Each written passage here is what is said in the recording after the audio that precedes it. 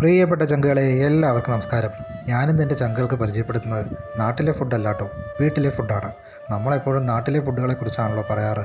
അപ്പോൾ നമുക്ക് വേണ്ടി എപ്പോഴും രുചികരമായ ഭക്ഷണം ഉണ്ടാക്കി തരുന്ന ഉമ്മയുടെ ഫുഡിനെ കുറിച്ചാവാം ഇന്നത്തെ വീഡിയോ എന്ന് കരുതി. എഗ് ഫ്രൈ ആണ് കേട്ടോ ചങ്കുകളെ ഇന്നത്തെ ഐറ്റം.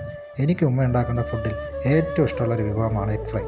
ഇതെങ്ങനെയാണ് ഉണ്ടാക്കുകയെന്ന് വെച്ചാൽ, പെരുംജീരകം വറുത്ത് പൊടിച്ചത്, മുളക് പൊടി, മല്ലിപ്പൊടി, വെളുത്തുള്ളി, ഇഞ്ചി, കുരുമുളക് പൊടി, ഉപ്പ് എന്നിവ അരച്ചെടുത്ത മസാല പുഴുങ്ങിയ മുട്ടയിൽ പുരട്ടി വെളിച്ചെണ്ണയിൽ ഫ്രൈ ചെയ്തെടുക്കും.